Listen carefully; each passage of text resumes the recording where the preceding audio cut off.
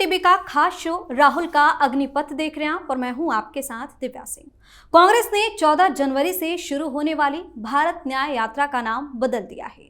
अब इस यात्रा का नाम भारत जोड़ो न्याय यात्रा होगा। दिल्ली स्थित पार्टी मुख्यालय में हुई बैठक में यह फैसला लिया गया। इस दौरान यात्रा की तैयारियों और लोकसभा चुनाव की रणनीति पर चर्चा हुई। खड़गे ने कहा कि मीटिंग का एजेंडा 2024 के लोकसभा चुनाव में जीत हासिल करने और भारत जोड़ो न्याय यात्रा की तैयारी करने से जुड़ा हुआ है। हमारे लिए दोनों की सफलता जरूरी है, हमें इसके लिए समय देना होगा। ऐसे में सवाल ये है कि क्यों अचानक से यात्रा का नाम बदल दिया गया। आज इसी पर चर्चा के लिए मेरे साथ स्टूडियो में मौजूद हैं कैपिटल टीवी के एग्जीक्यूटिव एडिटर राजीव जी। सर, आपका स्वागत है। धन्यवाद।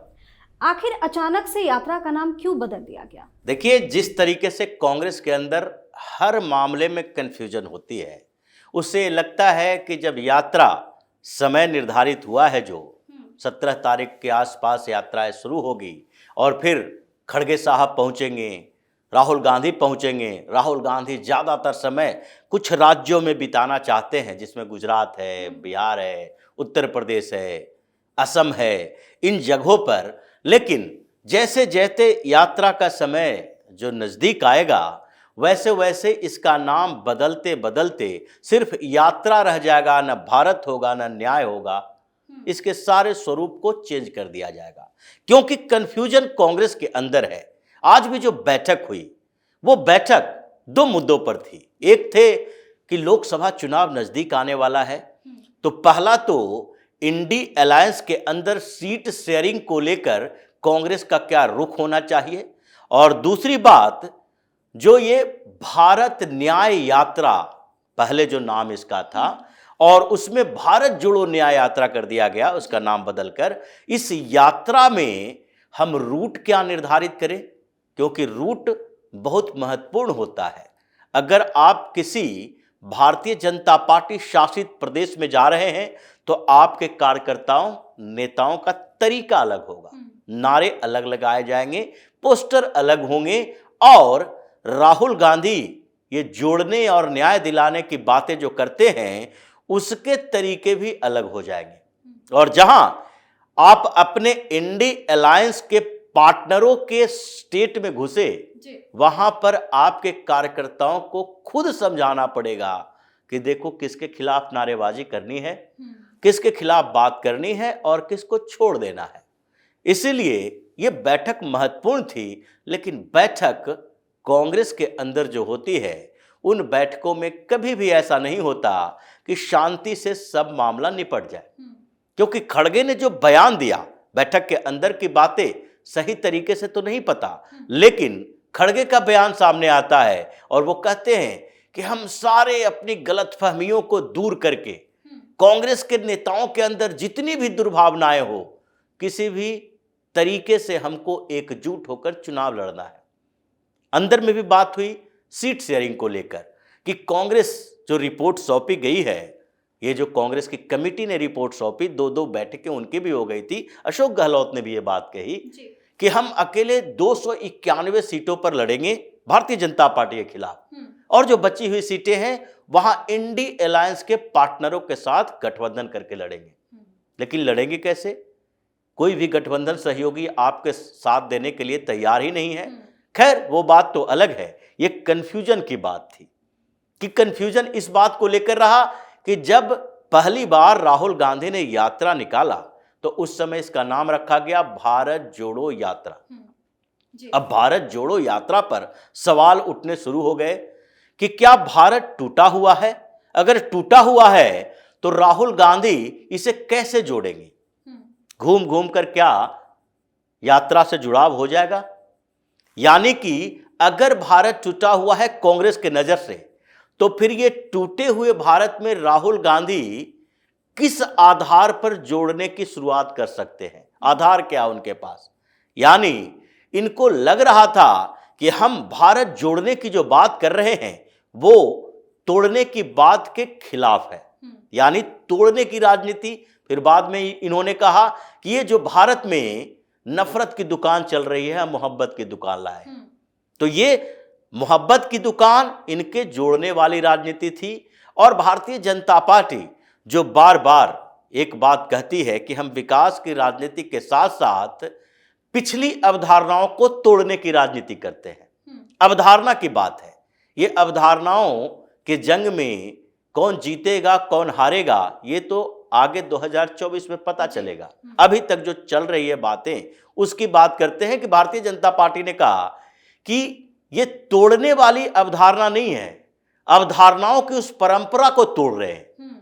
मतलब इन लोगों ने क्या बना के रखा था कि हिंदुस्तान में मुसलमानों के ज्यादतियों के खिलाफ भी कोई कुछ ना बोले, हिंदुओं की एकता की बात ना करे, हिंदुत्व की बात ना करे, सनातन धर्म के मजबूत आधार देने की बात ना करे।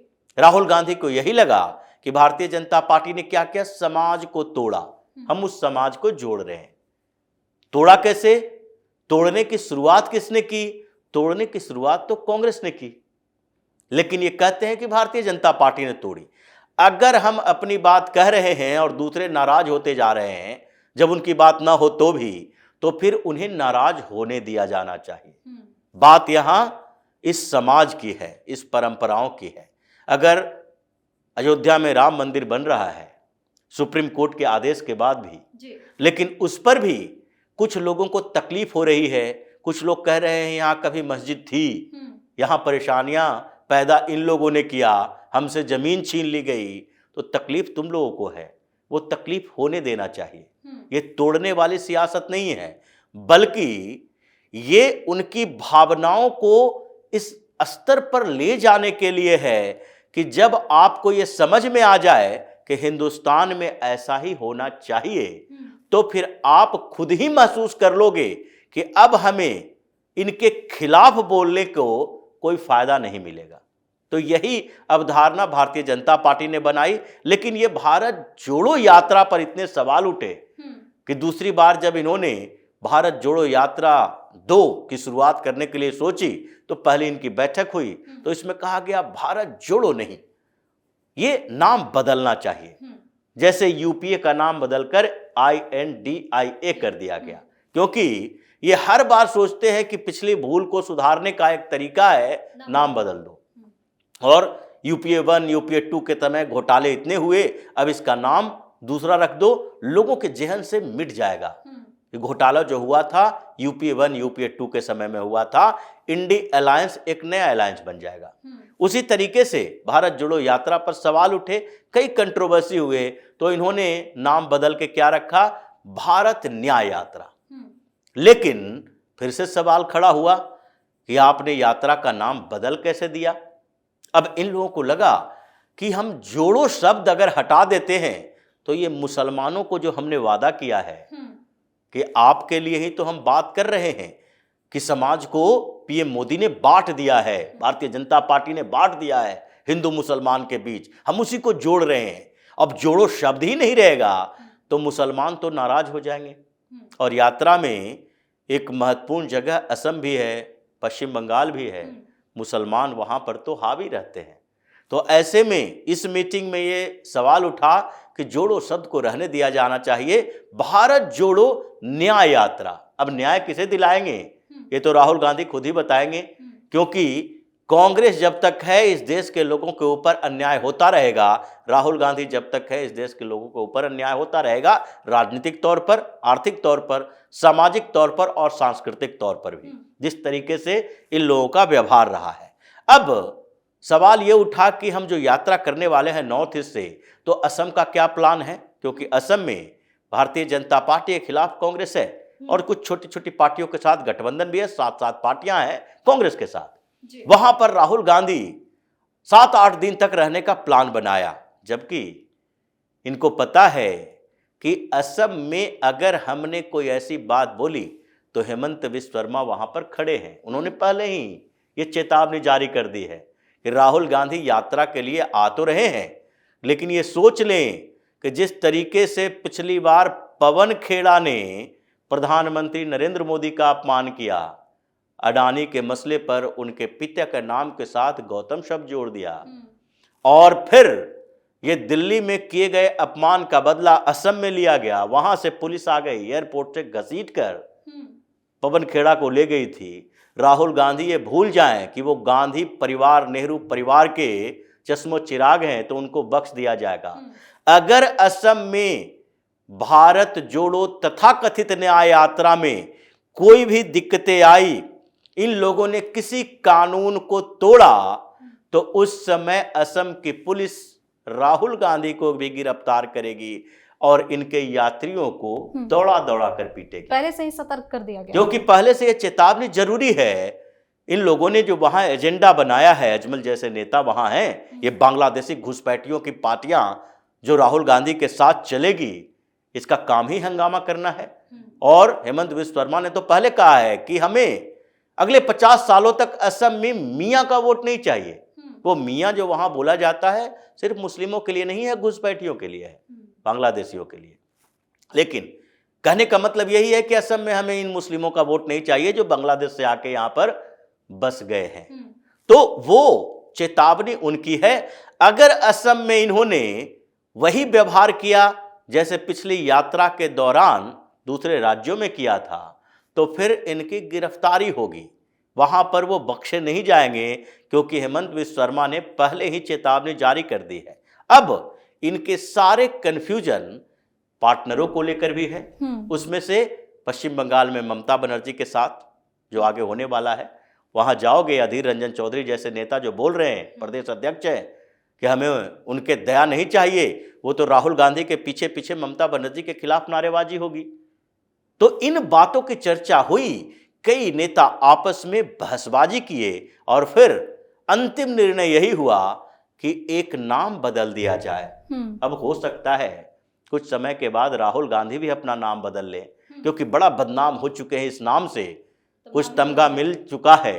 तो फिर से जैसे यूरोप गए थे, राहुल विंची नाम रख दिया गया था इनके ओरिजिनल पहचान को छुपाने के लिए, उसी तरीके से फिर ये सोचे कि नाम ही बदल लो, अपना नाम भी बदल लोगे तो लोगों के जेहन से वो पप्पू वाली छवि जो राहुल गांधी की है वो सुधर जाएगी। नए नाम के साथ नई राजनीति शुरू करेंगे। ये कांग्रेस की स्थिति है। जी, बहुत बहुत धन्यवाद सर तमाम जानकारी। धन्यवाद। तो कांग्रेस के वरिष्ठ नेता राहुल गांधी की नई यात्रा के बारे में जानकारी सामने आई। अब इस यात्रा का नाम भारत जोड़ो न्याय यात्रा होगा, जो देश के कुल 15 राज्यों से होकर गुजरेगी। इस यात्रा की शुरुआत 14 जनवरी से होने वाली है। आप अपनी राय हमें कमेंट करके जरूर बताएं और देखते रहिए कैपिटल टीवी। नमस्कार।